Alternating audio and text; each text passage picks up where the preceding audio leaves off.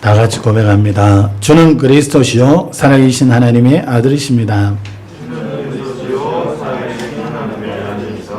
한 번 더 고백하겠습니다. 주는 그리스도시요 살아계신 하나님의 아들이십니다.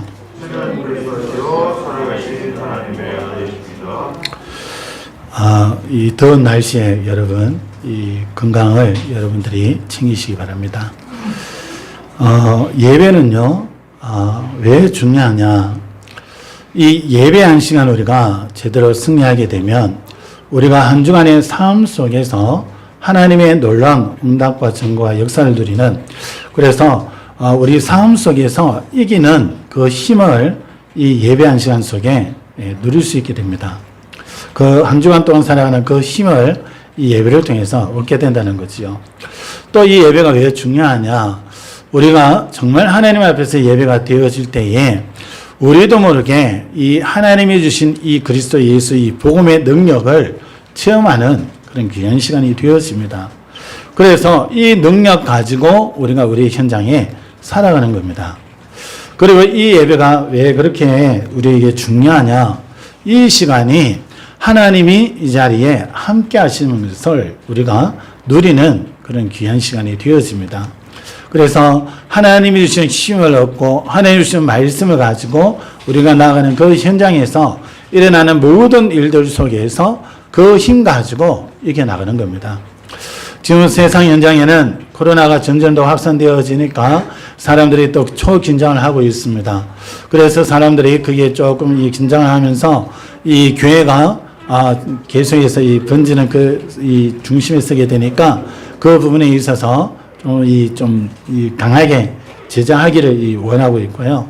여러 모양으로 모이지 못하는 그런 환경들을 만들어 가고 있습니다. 그러면서 경제적으로 많이 어려워지고 삶이 너무나 힘들어집니다.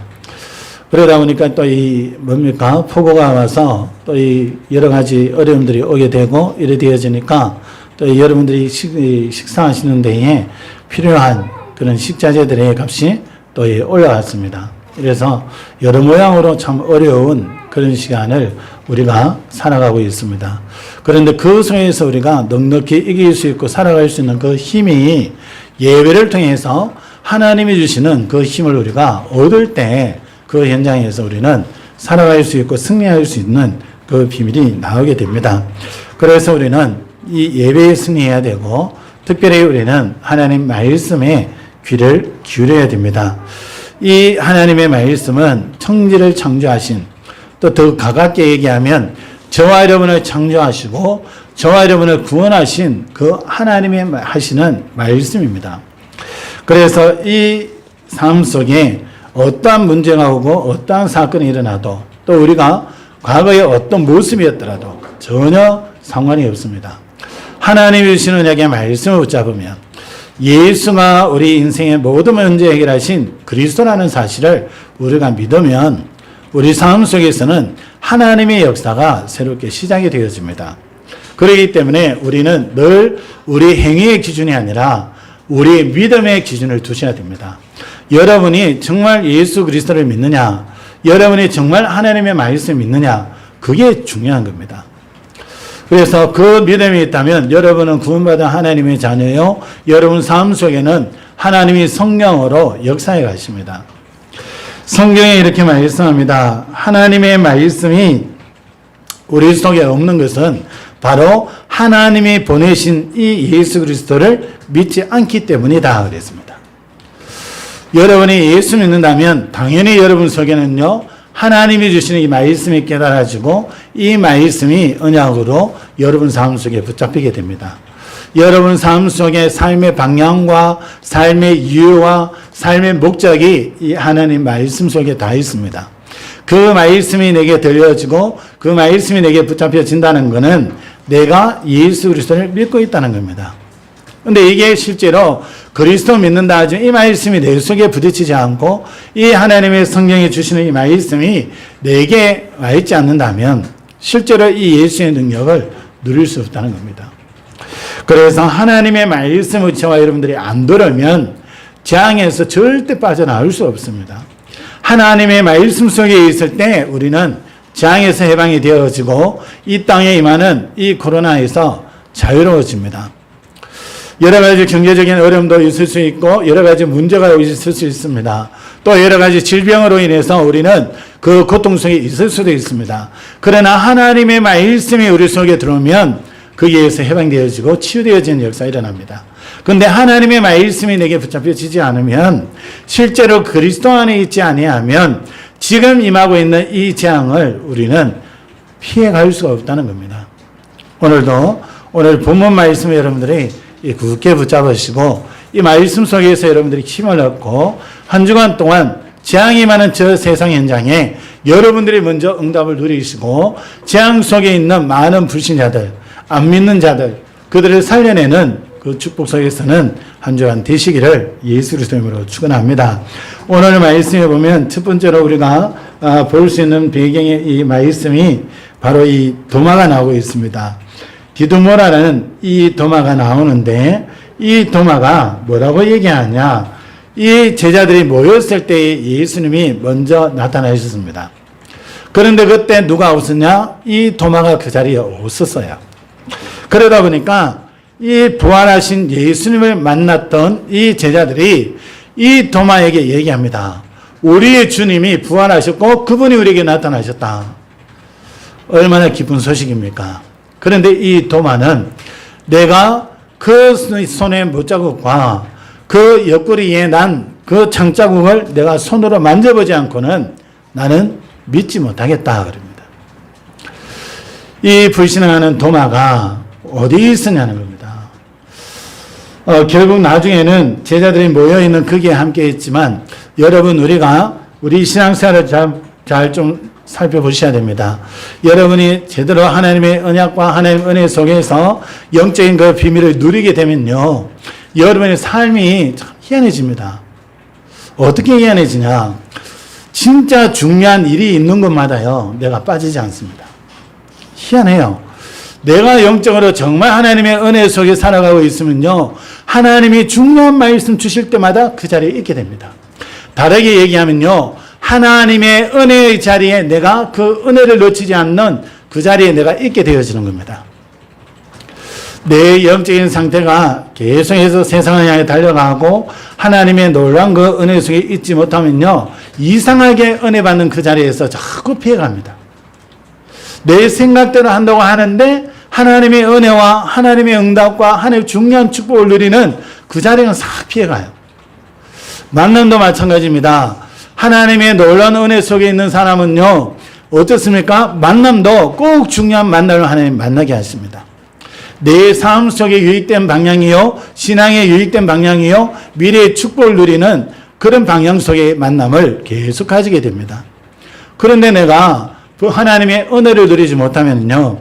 자꾸 만나지는 게 사기꾼을 만나게 되고 자꾸 만나지는 게 자꾸 문제를 일으키는 사람을 만나게 되어집니다. 여러분은 어떻습니까? 여러분의 삶은 또 여러분의 만남은 또 여러분의 신앙은 어떻습니까? 정말 중요한 은혜를 누리는 그 자리에는 여러분이 꼭 빠지지 않고 있습니까? 어떤 한 분을 봤는데요. 별로 신앙생활 잘하고 못하고 크게 표시 안 나는 것 같은데 이분의 영적인 상태는 다른가 봐요. 꼭 중요한 말씀이 증거되어지는 그 자리에는요. 꼭 그분이 있어요. 꼭 중요한 하나님의 은혜가 임하고 미래에 대한 중요한 방향을 제시하는 그 자리에는요. 꼭 그분이 있어요. 보면서요. 야, 신기하다 싶어요. 그런데 희한하지요. 불신앙하고 원망하고 불평하고 신앙적으로 마이너스 되어져 그런 사람들이 모여있는 거기에는요. 이분이 없어요. 여러분이 어떤 상태에 있습니까? 이 도마가 그냥 제자들이 모여있는 그게 없었는 것 같지만 그 자리가 얼마나 중요한 자리였습니까? 예수님이 부활하신 그 증거를 보여주는 그 자리였습니다. 그 자리에 없다 보니까 제자들이 막 신이 나서 이 부활하신 예수님을 얘기를 하는데 이 도마는 나는 믿지 못하겠다 그럽니다. 우리가 신앙생활에 마찬가지입니다. 여러분이 평상시 하나님의 말씀과 예수 그리스도의 이 복음의 은혜 속에 있지 않으면 여러분이 하나님의 중요한 말씀이 선포되어지는데 우리는 그럽니다. 야 진짜 그럴까? 하나님이 진짜 저 축복 내게 주실까? 내가 지금까지 살아온 삶이 좀 있는데 하나님 내 모습 보고 그거 주겠나? 이런 상태에 갑니다. 아닙니다. 하나님은 우리에게 우리의 모습을 보고 주시는 게 아니라 우리의 믿음을 보고 주십니다. 그래서요, 오늘도 우리는 하나님 말씀 앞에 서고 예수 그리스도 믿는 믿음 안에 있으면 하나님은 우리의 삶을 새로운 삶으로, 응답의 삶으로, 축복의 삶으로 오늘도 우리를 인도해 가신다는 겁니다. 그런데 오늘 26절 이후로 보면요, 이 도마가 제자들과 함께 있는 그 자리에 예수님이 다시 오셨습니다. 다시 오셔서 뭐라고 하시느냐? 너에게 평강이 있을지어다 그러시면서 도마에게 중요한 말씀하시죠. 네 손가락을 이리 내밀어 내 손을 보고 네 손을 내밀어 내 옆구리에 넣어보라. 그리하여 믿음 없는 자가 되지 말고 믿는 자가 되라 그럽니다. 그러면서 도마가 뭐라 그럽니까? 도마가 대답하여 이르되 나의 주님이시요 나의 하나님이시니이다. 예수께서 이르시되 너는 나를 본 거로 믿느냐? 보지 못하고 믿는 자들은 복되도다. 저와 여러분이 그리스도를 실제로 보지는 못했지만 그 사실이 믿어지기 때문에 여러분은 복된 사람입니다. 여러분, 예수님이 오늘 의심하는 도마를 찾아왔습니다. 다르게 얘기해 볼까요? 예수님은 공생의 기간에 종교 지도자들을 찾아다니지 않았어요. 그 당시에 권세를 행사하고 있었던 바리새인들을 찾아다니지 않았습니다. 예수님이 사역하는 그 현장에 바리새인들이 왔고 종교 지도자들이 왔습니다. 그러나 그들이 이 예수를 믿지 않았기 때문에 나중에는 이 예수를 십자가 못 박는 데에 앞장서게 됩니다. 이 예수님은 누구를 찾아오셨냐? 마태복음 9장 13절에 이렇게 말씀합니다. 너희는 가서 내가 긍휼을 원하고 제사를 원하지 아니하노라 하신 뜻이 무엇인지 배우라. 나는 의인을 부르러 온 것이 아니요 죄인을 부르러 왔노라 하시니라 그랬습니다. 죄인을 부르러 왔습니다. 예수는 누가 필요하냐? 죄인에게 이 예수가 필요합니다. 이 예수 믿는 사람이 의인이거든요. 여러분, 제가 건강하니까 늘 아플 때마다 3일 병원에 갔어요. 그 잘 보는 의사가 있기 때문에 거기를 갔습니다. 내가 안 아프니까요. 3일 병원 몇 번 지나가도 그 병원에 전혀 들어가지 않습니다. 그 병원은 환자들이 가는 거죠. 아픈 사람에게 그 병원이 필요한 겁니다. 유능한 그 의사가 환자에게 필요한 거죠. 건강한 내게는 이 도움을 주지 않습니다. 전혀 내게 필요가 없죠. 마찬가지입니다. 예수님은 누가 필요하냐? 죄인이 필요합니다. 나는 아무런 죄가 없고 나는 떳떳하고 나는 삶을 살아가는 데에 뭐 아무런 문제 없다라고 자부하고 있는 사람, 바리새인과 같은 사람들입니다. 창세기 3장 속에 모든 사람이 그 죄 가운데 있기 때문에 한 사람도 거기서 해방된 사람이 없어요. 의로운 사람이 없습니다. 그리스도 예수만 거기서 우리를 해방시켜 놓는 길입니다. 그래서 예수님은 죄인을 위해 오셨어요. 그래서 성경에 보면 누가복음 5장 32절에도 예수께서 대답하여 이르시되 건강한 자에게는 의사가 쓸데없고 병든 자에게라야 쓸데있나니 내가 의인을 부르러 온 것이 아니요 죄인을 불러 회개시키러 왔노라 그랬습니다. 디모데전서 1장 15절에 빛보다 모든 사람이 받을 만한 이 말이요 그리스도 예수께서 죄인을 구원하시려고 세상에 임하셨도다. 바울의 고백입니다. 그러면서 나는 뭐예요? 뭐라 그럽니까? 내가 괴수다. 죄인 중에 괴수다 그랬습니다. 죄인 중에 완전 두목이라는 거예요. 여러분, 우리는 다 죄인입니다. 하나님 떠난 죄로 말미암아 모든 저주 장소에 살아가는 죄인입니다. 그러다 보니까 우리 삶 속에 이런저런 죄를 짓기도 하고요. 연약한 모습으로 살아가는 게 우리입니다. 그러나 그 문제를 해결하기 위하여 예수 그리스도가 오셨어요. 우리에게 누가 필요하냐? 이 그리스도 예수가 필요한 겁니다. 이 예수 그리스도 믿을 때 그 안에서 하나님은 모든 죄와 저주에서 우리를 해방시켜 놨습니다. 이 예수께서 오신 목적이 바로 여기에 있습니다. 예수님께서 공생의 기간 동안 만나셨던 사람들이 어떤 사람들이었습니까? 정말 영적으로 귀신에게 시달리는 자들, 영적 치유가 필요한 자들, 이들을 만나서 치유해 줬습니다. 현장에 예수님께서 가셔서 누구를 치유해 줬냐? 이런저런 문제로 시달리고 귀신에 시달리는 정신적으로 힘든 자들, 정신 치유를 해 주셨습니다. 마음과 생각을 치유해 주셨습니다. 예수님이 또 만나 치유해 주신 사람이 누굽니까? 그 당시에 불치병, 그 당시에 난치병, 그 당시에 육신의 병이 왔지만 무엇으로도 어떠한 방법으로도 전혀 해결하지 못하던 그 육신의 병을 예수님은 치유해 주셨습니다.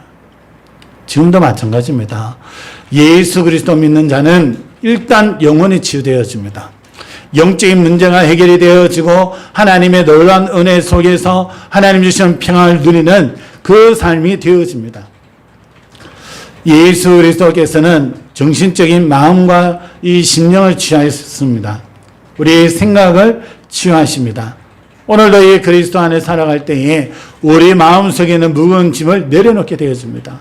인생의 무거운 짐을 다 내려놓게 됩니다. 여러분 이 땅을 살아가면서 인생을 살아가면서 얼마나 개인이 수고하고 무거운 짐을 지고 살아갑니까? 그것을 예수 이름 앞에 내려놓을 때에 우리는 그 짐의 세방이 되어지고 그리스도 안에서 참 평강을 누리게 되어지는 겁니다. 이 예수님께서 각종 육신의 병든 자들을 치유하셨습니다. 육신에 어떠한 질병이 있습니까? 여러분이 그리스도에 집중하는 만큼, 그리스도 은혜를 누리는 만큼, 하나님이 주신 그 말씀 속에 있는 만큼 여러분의 육신의 문제는 해결되어집니다. 치유된다 안 된다가 아닙니다, 여러분. 그 문제가 우리에게 와 있다. 우리에게 오래되어 있는 그 문제를 하나님이 치유하시고 회복시키겠다는 사건입니다. 절대 여러분에게 와 있는 그 문제로 인해서 여러분 낙심하지 마시고 힘잃지 마시고 좌절하지 마시기 바랍니다.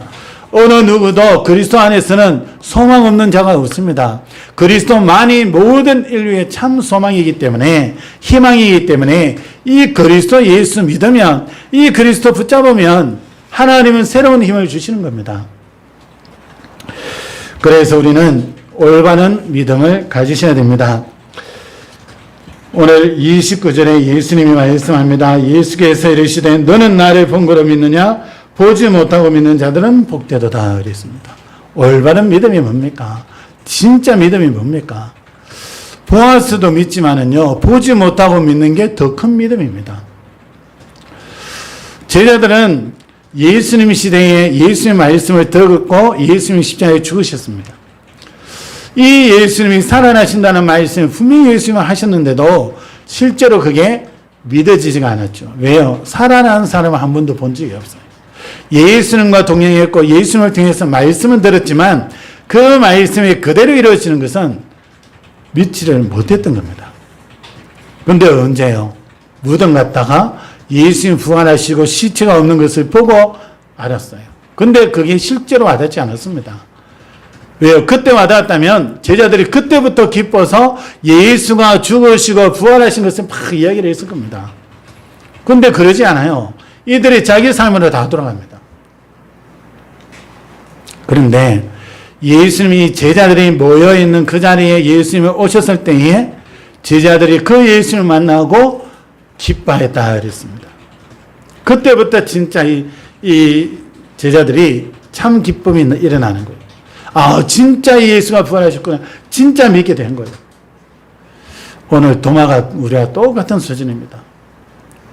하나님 살아계시냐? 하나님 이거 이루어 주시면 내가 믿겠다 이러잖아요.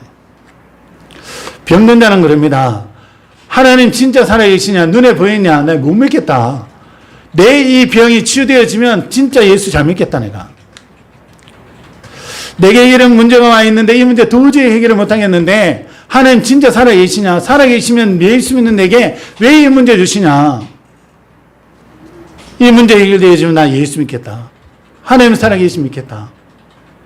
사람들이 이렇게 얘기합니다. 아닙니다.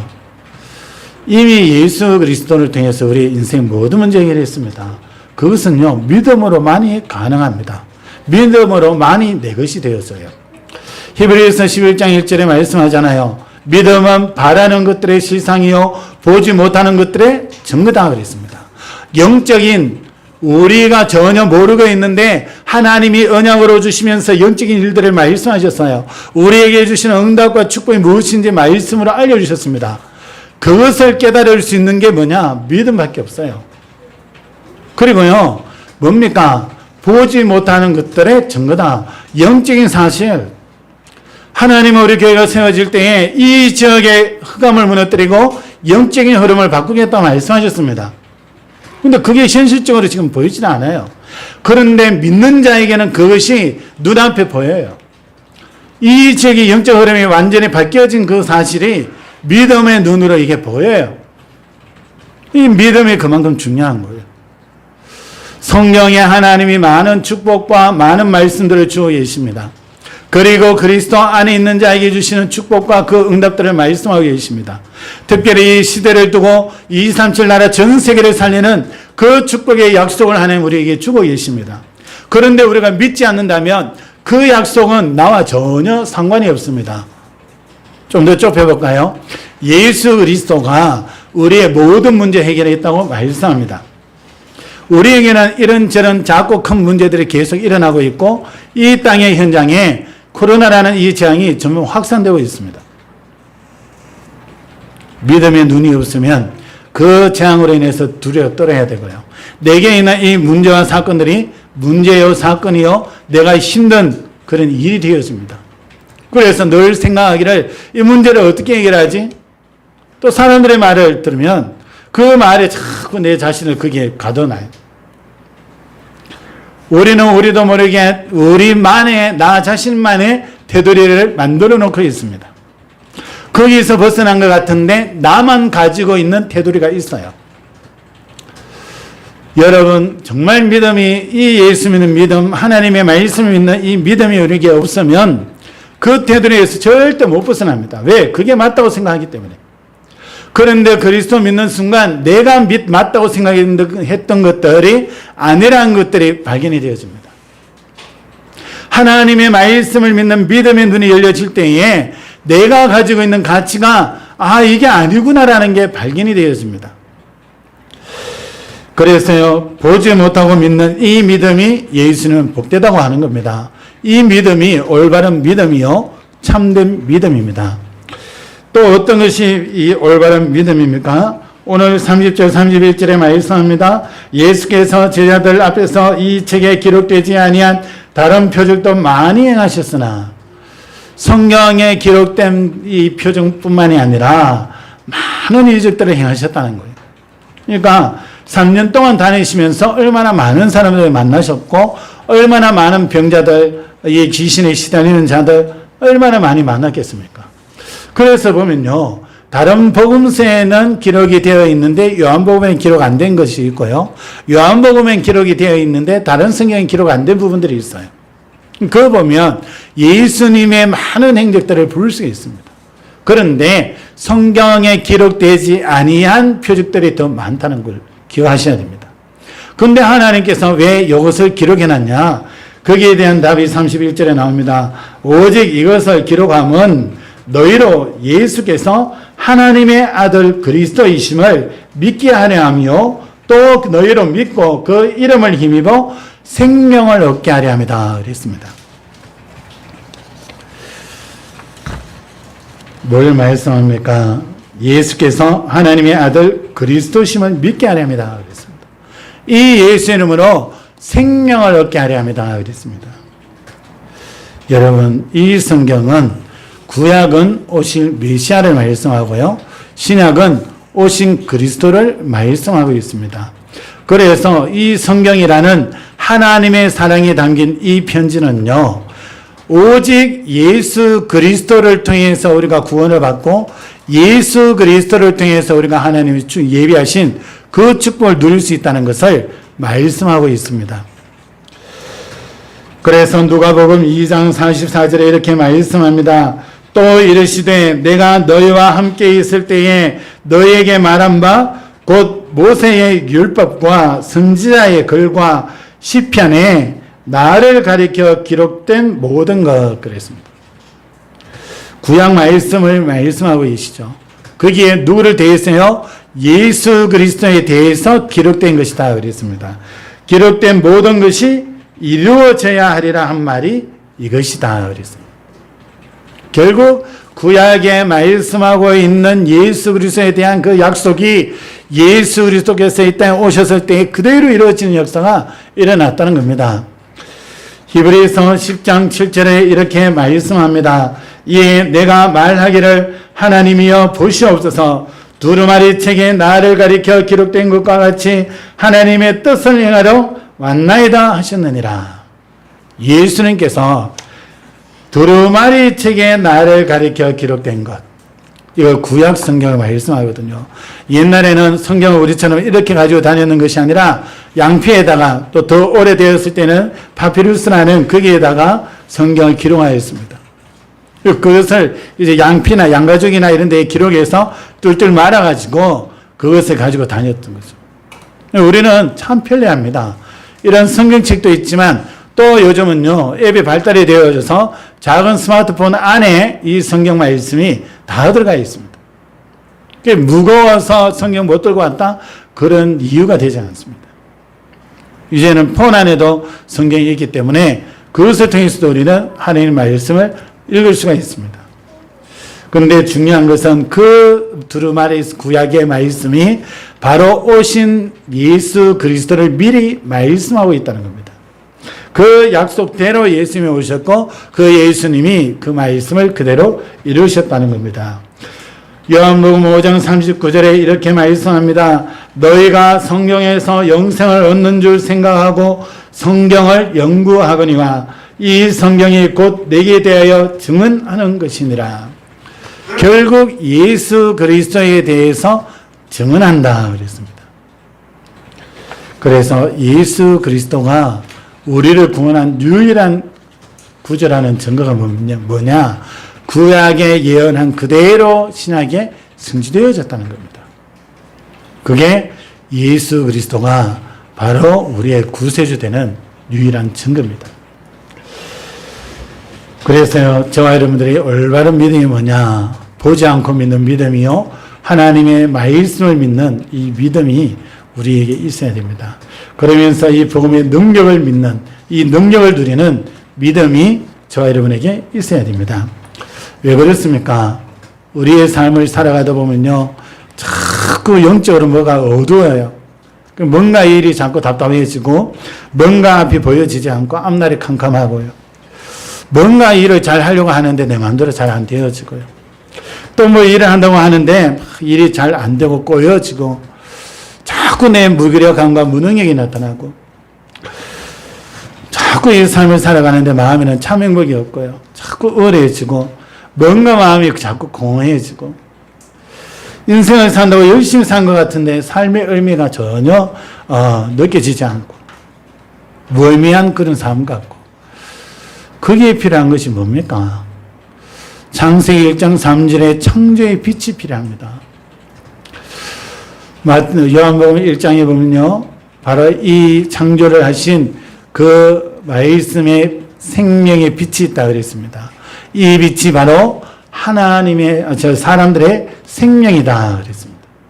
그 빛, 참빛, 그 세상에 와서 비추는 빛이 있었다 그랬습니다. 그 빛 대신 그리스도 예수를 영접하는 자는 하나님의 자녀가 되는 권세를 주셨다 그랬습니다. 여러분의 삶이 여러분 생각대로 잘 안 되고 막 뒤죽박죽이고, 뭔가 좀 노력하는데 자꾸 다운이 되어지고 안 되어지고, 뭔가 인생에 막히는 것 같습니까? 예수 믿었는데 뭔가 자꾸 안 좋은 일들이 일어나고 답답합니까? 그때 여러분에게 뭐가 필요하냐? 세상에 열심히 노력하는 그 삶이 필요한 게 아니라 예수 그리스도 생명의 빛, 창조의 빛 앞에 들어오는 것이 너무 중요합니다. 여러분 마음에, 여러분 생각에, 여러분 영혼에 창조의 빛이 비춰져야 돼요. 그래야 그 삶이 정리되어집니다. 그래야 그 여러분의 삶 속에 하나님의 능력의 역사가 일어나는 겁니다. 우리가 막상 이렇게 살아가다 보면 뭔가 자꾸 이 삶이요, 안 되어지는, 뭔가 자꾸 삶에 행복이 없고 불안하고 두렵고, 그러면서 자꾸 의식주만 자꾸 쫓아갈 수밖에 없고, 그게 우리잖아요. 왜 그렇습니까? 하나님 떠나 있으니까 당연히 육신적인 눈이 열릴 수밖에 없고 그걸 쫓아갈 수밖에 없습니다. 그게 우리입니다. 하나님의 말씀이 우리 안에 없으면 우리는 불신자들과 똑같은 수준입니다. 눈에 보이는 육신적인 것만 추구하다가 그거 충족 안 되면 그것 때문에 싸우다가 짜증내다가 성질 부리다가 그것 때문에 싸우다가 그게 우리입니다. 그래서 우리에게는 뭐가 필요합니까? 창세기 3장 15절에 여자의 후손으로 오신 그리스도가 필요한 겁니다. 하나님 떠나왔는 문제가 그리스도 예수 여자의 후손을 통해서 완전히 해결되어지기 때문에 하나님 떠나오는 두려움과 불안과 우리 삶 속의 의식주로 인해서 궁핍한 그 삶은 하나님 만나면 되거든요. 여자의 후손 예수 그리스도를 알아야 되는 거예요. 우리는 살아가면서 세상의 것에 많이 좌지우지되어집니다. 사람들의 말에 좌지우지되어지고요. 여러분 어떻게 보면 초대교회는 여러 가지 핍박을 받으면서 오히려 더 기도에 집중하고 예배에 집중하고 그리스도 말씀에 집중했습니다. 그런데 오늘날은요 그런 핍박이 없어요. 이러니까 오히려 더 위기가 왔습니다. 무슨 위기입니까? 스마트폰이라는 너무나 편리한 도구를 통해서 우리 후대들의 생각과 마음을 완전히 빼앗아가는 시대가 되었어요. 기도하기보다는 예수 믿는다는데도 기도하기보다는 그 폰에 집착하게 되어 있어요. 여러분 생각이 알게 모르게 자꾸 폰으로 향합니다. 폰을 하면 이제 뭔가 허전해요.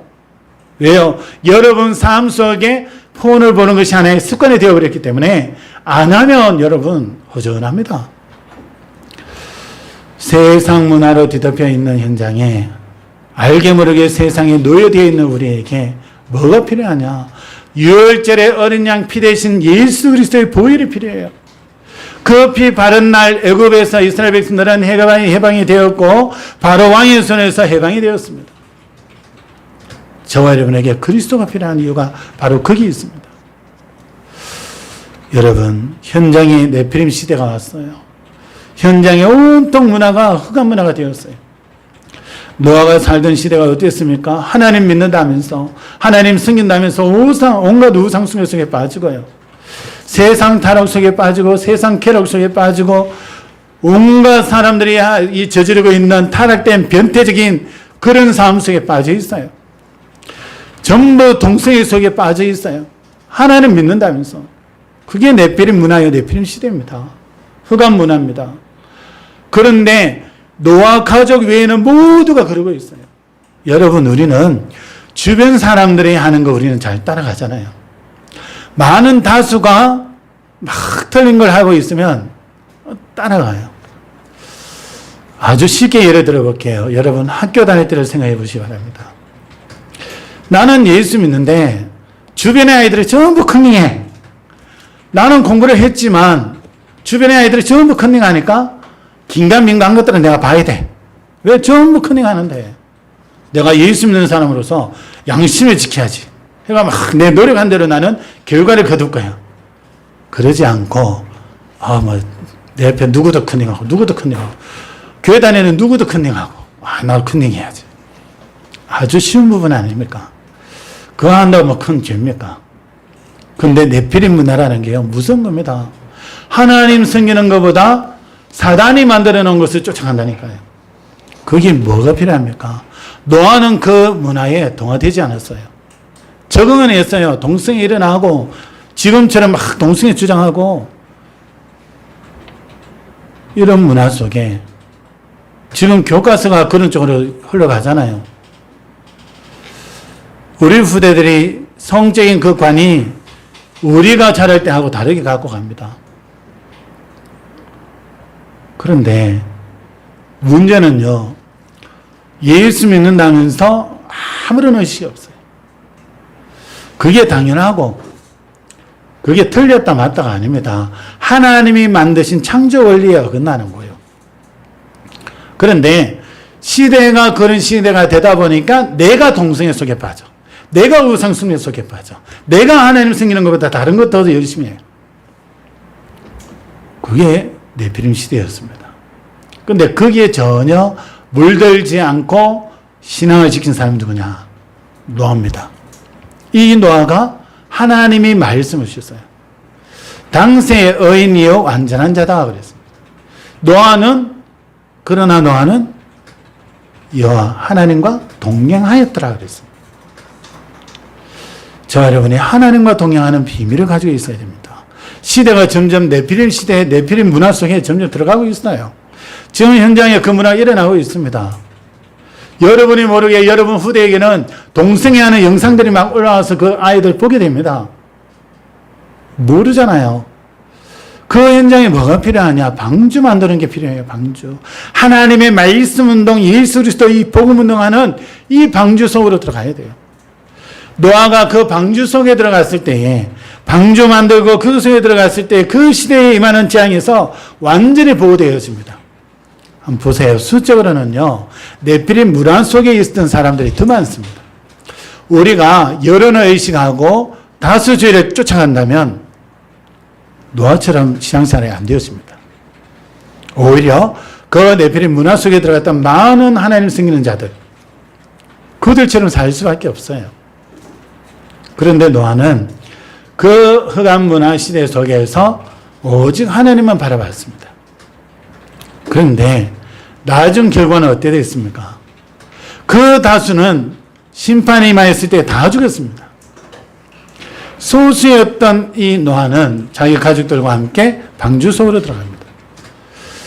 큰 심각한 심판이 임하였을 때에 오히려 이 노아와 소수는요 살아남았습니다. 그 시대를 정복하는 역사가 일어났습니다. 그게 우리에게 주어져 있습니다, 여러분. 이스라엘 백성들이 포로로 끌려가기도 하고 로마에 속국되기도 했잖아요. 우리가 신앙생활하면서 자꾸 세상의 포로가 되어지고 아예 세상 문화에 완전히 젖어가지고 그 동화되어서 전혀 영적인 것을 못 누리는 그런 상태가 될 수 있습니다. 그때마다 하나님은 뭘 주셨냐? 거기에서 벗어나는 그리스도를 주셨어요.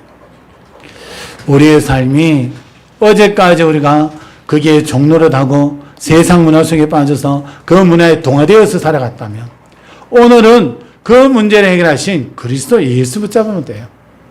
그 그리스도 예수 그냥 붙잡을 때에 노예되었던 것, 포로되었던 것, 생각 마음이 매여 있었던 것, 그 속국되어 있었던 것, 세상 문화에 동화되어 있었던 것 다 거기서 벗어나게 됩니다.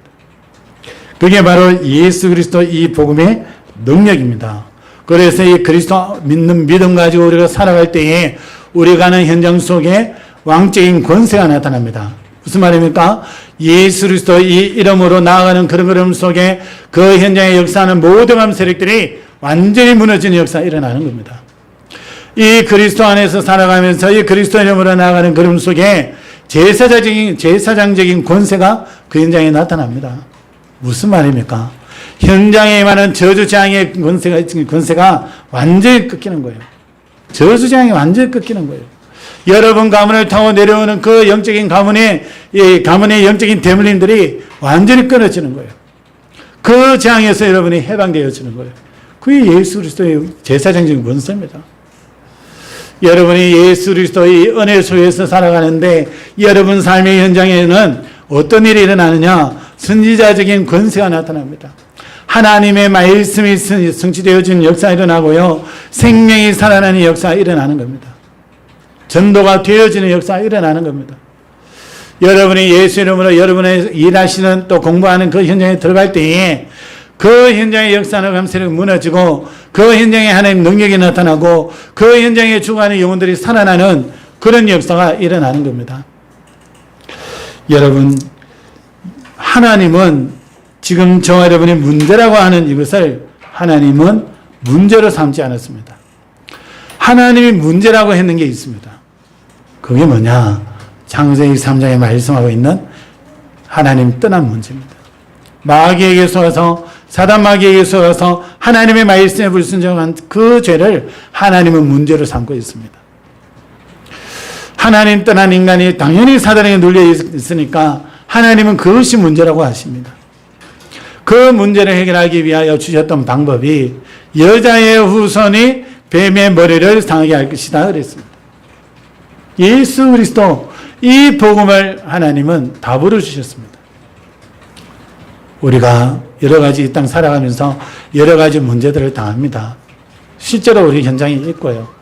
문제 많습니다. 그런데 하나님은 그것을 문제로 보지 않습니다. 그 문제들은 전부 하나님의 축복과 능력과 응답을 누리는 중요한 기회가 되어집니다. 언제요? 저와 여러분이 예수 그리스도 여자의 후손으로 오신 이 그리스도 안에 들어갈 때에, 이 그리스도 믿는 믿음으로 살아갈 때에 우리의 문제는 우리를 어렵게 하는 문제가 아니라 하나님의 능력과 하나님의 응답을 누리는 중요한 기회가 되어집니다. 미래의 놀라운 축복과 응답을 누리는 중요한 발판이 되어집니다. 여러분 삶 속에서 오늘의 말씀 속에 나오는 이 올바른 믿음을 여러분 굳게 붙잡으시기 바랍니다. 그래서 여러분의 행위적으로 하나님 앞에 잘했다 못했다 거기 매이지 마시고요. 하나님 그거 안 보십니다. 우리 잘못했으면 그리스도를 보내신 이유가 뭐냐? 잘못한 범죄한 거기에서 빠져나오도록 하기 위해서 그리스도를 주셨기 때문에 우리가 행위 잘했다 못했다 그게 기준이 아니라 예수 그리스도 믿는 믿음을 우리는 굳게 붙잡으셔야 됩니다. 그래서 우리는 그 믿음 가지고 신앙생활을 하고요. 우리 교회 앞으로 새신자들이 들어올 겁니다. 정말 영적으로 봤을 때에 또 삶을 봤을 때에 완전히 무너진 자도 들어올 겁니다. 또 행동도 진짜 우리가 생각하지 못하는 그런 행동, 전혀 윤리 도덕적이지 않은 그런 행동하는 그것이 너무나 익숙해져 있는 그런 사람도 올 것입니다. 와야 돼요. 그런 사람들도 우리가 볼 때에 그 사람들의 행위를 볼 게 아니라 그 사람에게 예수 그리스도가 필요한 걸 볼 수 있어야 됩니다. 우리 교회는 그거 가지고 사람들을 보고요 도와줘야 됩니다. 정말 무너진 자들 왔다 정말 예수 그리스도로 그 사람들 살려줘야 됩니다. 그래서 예수 믿음 먼저 우리가 이 예수 그리스도를 누리고 그런 문제 속에 있는 사람들이 왔을 때에 그 사람들을 복음으로 섬기는 겁니다. 그럴 때 그 사람들이 저와 여러분처럼 예수 그리스도 안에서 힘을 얻고 예수 그리스도 안에서 하나님이 주신 응답들을 누리며 살아가는 겁니다. 올바른 믿음을 소유함으로 여러분 삶 속에 하나님이 약속하고 계시는 많은 응답과 축복을 누리는 여러분 되기를 예수 그리스도의 이름으로 축원합니다. 기도합니다. 살아계신 하나님 감사를 드립니다. 우리는 늘 연약하여 넘어지지만 또 우리 주변의 환경이 하나님을 바라볼 수 없는 환경이 계속해서 만들어지지만 오늘 말씀을 붙잡고 올바른 믿음으로 하나님 앞에 회복되어지는 은혜가 있기를 원합니다. 하나님의 능력을 누리며 그리스도 안에 살아감으로 우리 모든 성도들이 가는 걸음마다 왕적인 권세가 나타나게 하시고 제사적인 권세가 나타나게 하시고 선지자적인 권세가 나타나 현장이 변화되어지고 가는 걸음마다 하나님의 역사가 일어나며 현장을 살리는 정인으로 설 수 있도록 하나님 성령으로 역사하여 주시옵소서. 이 축복이 어린 렘넌트들에게까지 전달이 되어져 우리 교회가 하나님 정말 이 시대를 살리는 교회로 설 수 있도록 우리 우대를 세워 시대를 정복하는 귀한 응답 누리는 교회가 될 수 있도록 하나님이 축복하여 주시옵소서. 살아계신 주 예수 그리스도 이름으로 감사하며 기도합니다. 아멘.